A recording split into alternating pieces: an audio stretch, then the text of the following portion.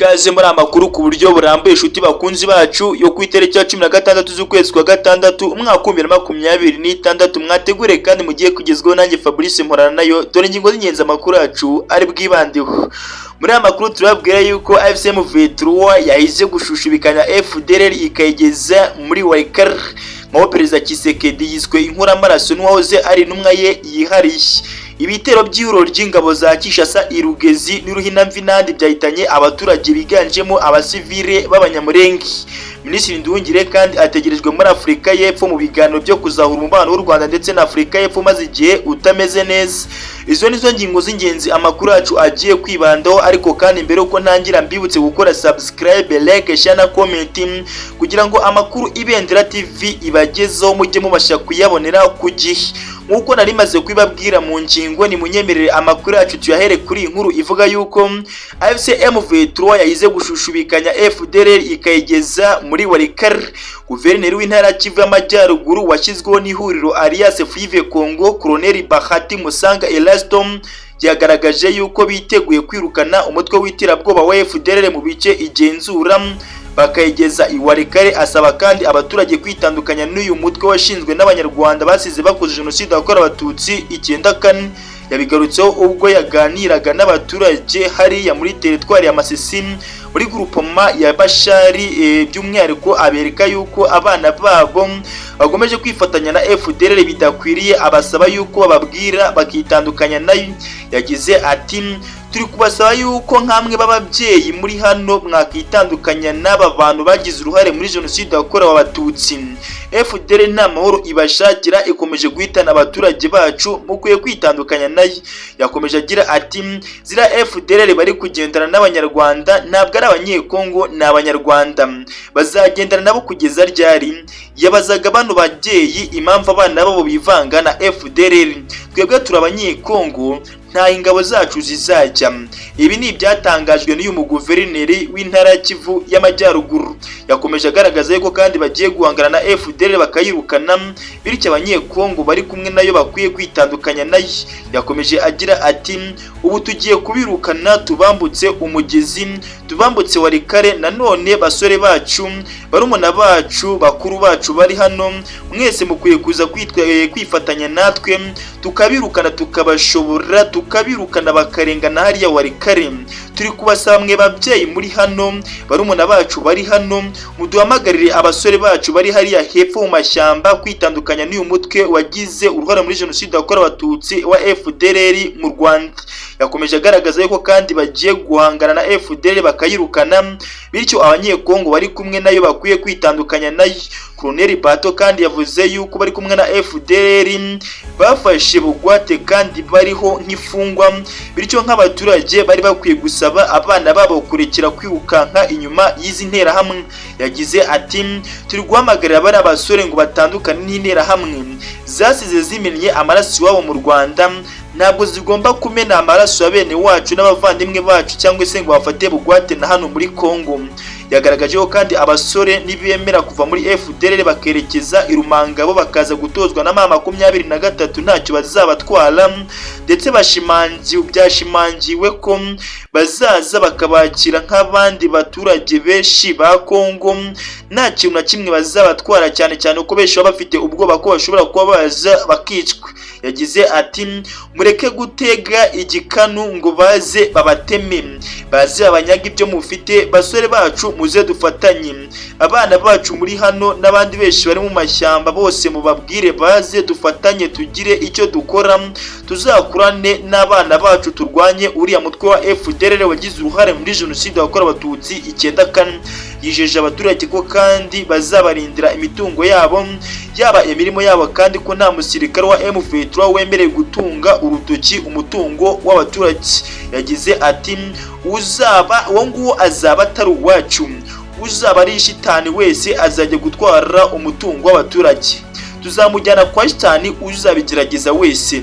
Izi ngabo zacu kandi ntago zambura, ingabo zacu zishinzwe kurindira umutekano abaturage ndetse zigomba gushimisha abaturage kuko zishinzwe kubacungira umutekano ndetse no kubarinda bakabarindana n'ibyabo.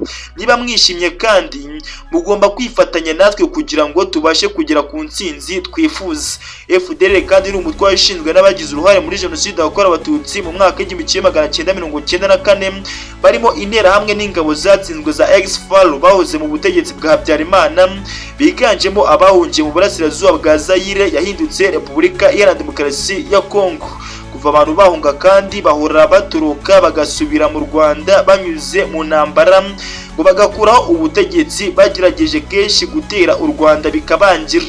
Kenshi kandi Kongo yagiha intwaro FDLR ndetse intego yabo bakaba ari ukuza bagatsemba abatutsi basize mu Rwanda ndetse no gukuraho ubutegetsi bw'u Rwanda buyobowe na Perezida w'u Rwanda Paul Kagame. Hari abarwanyi ba FDLR kandi babonye ko intego bihaye batazayigeraho nyuma y'ibitero byahitanye bamwe mu bahoze ari abayobozi babo, ariko abandi nka perezida wayo Lieutenant General Victoire Byiringiro barahiye ko batateze kuzagaruka mu Rwanda batarwanya. Abayobozi ba FDLR kandi babonye yuko babonye iyobokamana by'umwihariko cyane yuko bafite abapfumu baragurira bababwira yuko bazatera u Rwanda bakarutsinda, bagashyiraho amatsinda y'ubuhanuzi abizeza ibitangaza, akanabasobanurira ko urugamba rwabo rushyigikiwe n'Imana kandi ko bazagira ku butegetsi bw'u Rwanda bakabuhirika. Ngengabitekerezo ya jenoside kandi n'indi ntwari ikomeye muri FDLR, aho abayobozi bayo bigisha abakiri bato ko u Rwanda ruyobowe n'abatutsi kandi ko ari abantu babi. Ibyo bigatuma kandi abana bakiri bato banga gutaha bakaguma kugumana iyo ngengabitekerezo ya jenoside. Ndetse by'umwihariko ntibiragarukira aho ngaho kuko umurwanyi wa FDLR nyuma yuko aramutse ahuye n'umuntu utuye mu Rwanda aba agomba kumugira nabi cyangwa se akamwica nk'uko byagenze mu Kwakira 2019 ubwo Udu Urunana yateraga i Musanze ikica abaturage bagera kuri 14. Abayobozi ba FDLR kandi n'abashyigikiye bumva yuko batageze ku mugambi wabo kurimbura abatutsi bose batagaruka mu Rwanda neza nk'uko abandi benshi bagiye bagaruka mu Rwanda, cyane yuko abanyarwanda beza bagiye baza mu Rwanda bitabaye ko aba inzira yo kurwana bakitandukanya n'ikibi bakagaruka mu gihugu cyababyaye bakaza kwifatanya n'igihugu cy'u Rwanda. Duhinduye ingingo, Tshisekedi yiswe inkoramaraso n'uwahoze ari intumwa ye yihariye. Claude Ekolomba wabaye umuhuzabikorwa w'urwego rwa Repubulika Iharanira Demokarasi ya Kongo rushinzwe gukurikiranira iyubahirizwa ry'amasezerano ya Addis Ababa agamije kugarura amahoro muri iki gihugu, yibasiye bikomeye cyane Perezida Felix Antoine Tshisekedi amwita inkoramaraso. Uyu munyepolitike kandi yahoze ari mu bantu ba hafi ba Perezida Tshisekedi. Ibi byatumye amuha n'inshingano nyinshi kandi zikomeye zirimo kumuragiza ibijyanye n'iyubahirizwa ry'amasezerano y'amahoro no kumugira ambasaderi udasanzwe wa Kongo nk'intumwa ye yihariye. Byagaragaye ko kandi iyi ntumwa yiwe itagikorana na Tshisekedi muri Mutarama ubwo yahuraga n'abayobozi b'ihuriro ba FCM Vetura mu mujyi wa Goma, agatangaza ko ashaka gukorana nabo mu bujyanama ndetse akanagaragara mu nzobere zijyanye n'intumwa z'ihuriro ry'ibiganiro byabereye mu Busuwisi muri Mata umwaka wa 2026. Kuwa 14 Kamena yatangarije ku rubuga rwa X ko yise Tshisekedi ingwe nkuru igifite amenyo yifashisha abashinzwe umutekano n'ivanguramoko n'amafaranga na ruswa nko kunyereza umutungo n'ibindi bibi byinshi mu gukandamiza abaturage. Ubwo nyine yabishinjaga Perezida Felix Antoine Tshisekedi kari gukora ibyo bintu. Yagize ati mu rwego rwa gisirikare AFCM Vetura yamaze kumunesha, nta rugamba yatsinda uriya musivili. Inzererezi ziwe zivuga yuko gusubira inyuma kwazo ari amayeri y'urugamba yifashisha imitwe yitwaje intwaro y'abene igihugu n'abanyamahanga nka FDLR mbese n'abacashiro kugira ngo ahishe intege nke. Ndetse yatangaje yuko isura diplomasi mbi ya Tshisekedi iri kugenda igaragara, aho n'abasanzwe bamuryamye batangiye guhishurirwa ko bakorana n'umutekamutwe mu rwego rwa politike nyuma yaho abigaragambye tariki ya 12 Kamena uyu mwaka barwanya umugambi wo guhindura itegeko nshinga bagaragaye ari benshi. Yagize ati ubu yashyizwe ku karubanda, umwami nta mwenda asigaranye, yambaye ubusa pe, ubu ngubu ibiganza bye byuzuye amaraso, ariko kandi umuturirwa wubatse ku musenyi uzasenyuka vuba. Uyu munyamabanga kandi yatangaje ko mu gihe ubutegetsi buriho bukiyobowe na Tshisekedi bazahora mu bibazo bigaragara. Buri muntu wese asezeranya abaturage bose ko igihe batagira icyo bakora kugira ngo bakuru Tshisekedi nta na rimwe Kongo izigera igira amahoro. Yagize ati azakora amakosa yirukanywe kugeza ubwo agena manda ye itararangira. Nyuma yaho imyigaragambyo yiciyemo bamwe mu bigaragambyaga abandi bagakomereka, uyu wahoze ari umunyamabanga wa Tshisekedi yagaragaje yuko Tshisekedi n'umugore wiwe ibintu bakorera muri Repubulika Iharanira Demokarasi ya Kongo nta kintu byatuma Repubulika Iharanira Demokarasi ya Kongo igeraho. Ariyo mpamvu asaba abaturage kwamagana ubutegetsi bwa Perezida Felix Antoine Tshisekedi Chilombo. Nshuti bakunzi bacu, muze kunyemerera duhindure ingingo twerekeze kuri inkuru nk'uko nabibabwiye mu ngingo. Tubabwire yuko hariya iminembwe ibintu byahinduye isura. Kuva ku isaha saa 12:45 zo ku cyumweru itariki ya 14 Kamena uyu mwaka hakomeje ibitero by'urugomo byakozwe n'ingabo za Kinshasa ndetse bikaba byaribasiye uturere dutuye cyane twa Bidegu na Rugezi na Mikenke ndetse n'ahandi hatandukanye. Ibyo bikorwa kandi bya gisirikare byakorewe icyarimwe hakoreshejwe ingabo zirwana ku butaka n'imbunda ziremereye ndetse na za drone za KT-6 na kamikaze. Ibi bitero kandi bikaba byarahitanye ubuzima bw'abaturage ndetse bigatuma abaturage b'abasivile bata ibyabo nk'uko byatangajwe n'umuvugizi wa FCM Victoire Laurence Kanyuka amyujije kuri X.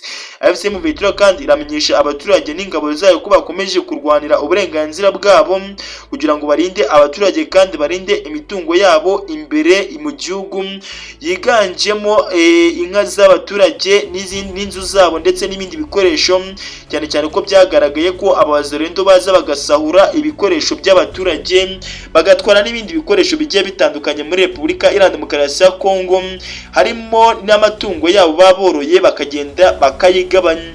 Duhinduye ingingo tukava kuri inkuru muri Repubulika Iharanira Demokarasi ya Kongo, ni munyemere tugaruke muri diplomasi gato y'u Rwanda. Tugaruka kuri inkuru ivuga yuko Minisitiri Nduhungire ategerezwa muri Afurika y'Epfo mu biganiro byo kuzahura umubano. Minisitiri w'Ububanyi n'Amahanga n'Ubutwererane Ambasaderi Jean Patrick Olivier Nduhungire ategerejwe i Pretoria muri Afurika y'Epfo mu ruzinduko ruzasiga agiranye ibiganiro byo mu rwego rwo hejuru na mugenzi we wa kiriya gihugu akaba yitwa Ronald Lamola. Minisiteri y'Ububanyi n'Amahanga ya Afurika y'Epfo kandi yatangaje ko Nduhungire azagira muri kiriya gihugu kwa gatatu tariki ya 17 Kamena uyu mwaka. Iyi minisiteri kandi yatangaje yuko uru ruzinduko rugamije gukomeza inzira y'ibiganiro n'ubufatanye hagati y'ibihugu byombi. Yagize ati iyi ni inama iri mu rwego rw'imbaraga zikomeje gushyirwa mu kongera kubaka no gushimangira umubano hagati ya Afurika y'Epfo n'u Rwanda. Ibiganiro kandi bizibanda ku guteza imbere ubufatanye mu nzego z'ibanze zirimo ubucuruzi, ubukerarugendo n'ubuzima n'uburezi n'umutekano.